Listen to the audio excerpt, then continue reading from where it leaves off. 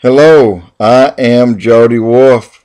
You are watching EXPOZ. Today, January 30, 2011, 1:23 a.m. in Birmingham, Alabama. And I've been glued to Fox watching Egypt for the last 3 days. Topic: Egypt and peaceful meetings, or peaceful march rather, gone bad. Okay, permits were handed out for a peaceful march protest. However, the peaceful demonstrations turned bad. Why? To start with, why did this happen? Ironically, while their president is here in the United States, Mubarak, I think that's the name, maybe not, but never suspected any problems. He did not expect that these things would happen, because if he did, he would have made, he'd have brought another sleeping bag and stayed a little bit longer. And anyway, the demonstrations were joined and spearheaded by, and these are the peaceful demonstrations. The ones that drew the permit did not want what's going on. I can tell you that. But there's a dark side to our president, and part of what's going on simply because he stands by what is happening today. He approved of it. I'm not saying he had anything to okay it, but he's happy, okay, that it's going on, and we'll get to that in a minute, why I think he's happy with it. Anyway, the peaceful demonstrations are spearheaded by Islamic radicals. Keep in mind, Egypt has had many honor killings of teenage girls and wives. This has been widespread for a long time in these countries, even here in America. At least a dozen that I personally know of right now took place, and the cowards fled back to Egypt. I don't know how many was caught. I do know we are holding 2, actually 3, and 1 is going through trial now.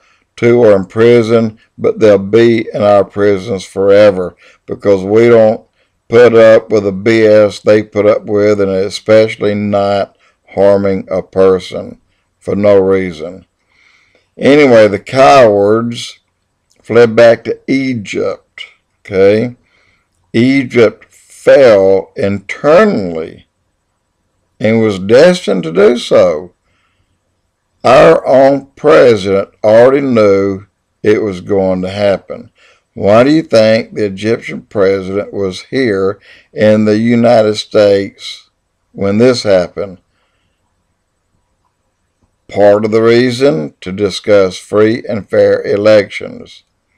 It's kind of a favor to ask a president of a country that we give $1.2 billion a year to for their military. I will say this: when the crap hits the fan, Egypt will not stand with Israel. They'll use the same $1.2 billion a year that we supplied for their military against Israel. Israel in the end days will not have an ally on earth. It's written and it's true. All this is happening to prepare for things to come. First must be get rid of Israel. This is the plan with all these Islamic countries. Get rid of Israel. And of course, next, us, the big Satan. and elect a Muslim, Islamic-based, false religion extremist. Not that the current president is already one. He, in truth, is a very rich but a very evil man.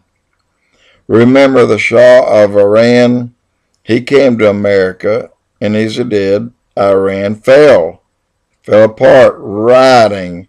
And you remember they took over 200 of our people prisoners. In the day Reagan was elected, they knew Reagan was going to come right on over there and kick their butt, so they released them. So all it takes for a man in our country to stand up for our country, unlike the gutless wonder we have in there today.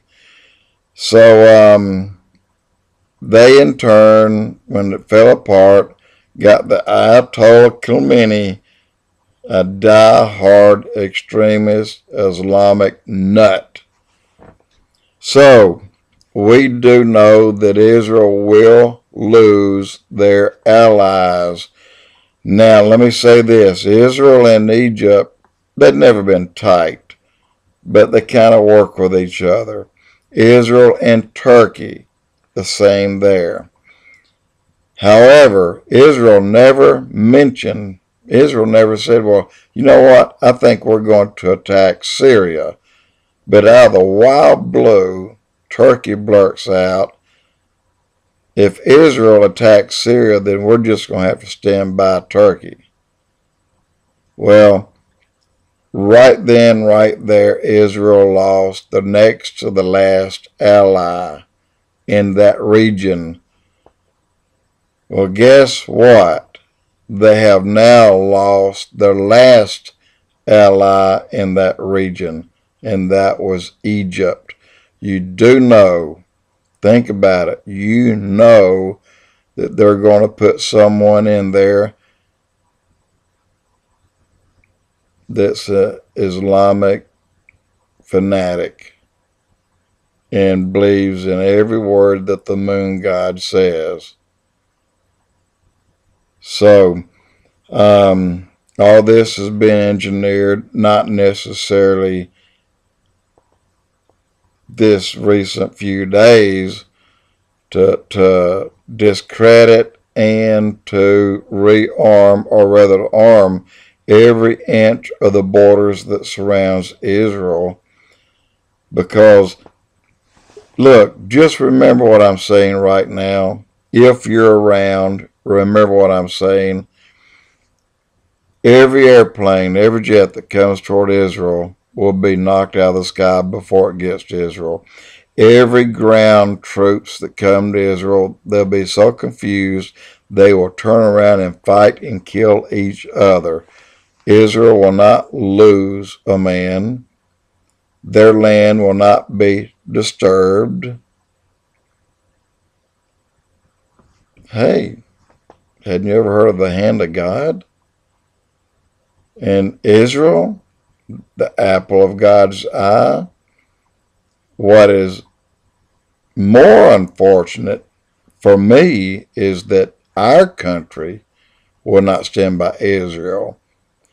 So think about one thing. Everything that you see going on right now is engineered as an ultimate goal for Israel to lose all of their allies.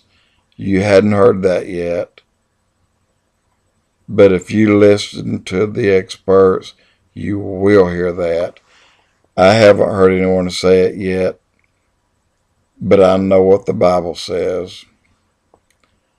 So you, as an individual living in the United States, you can take a stand.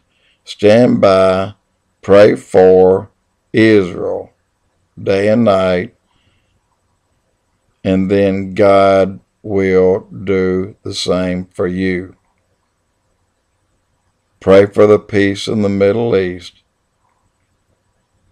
and pray that it does not come to your backyard.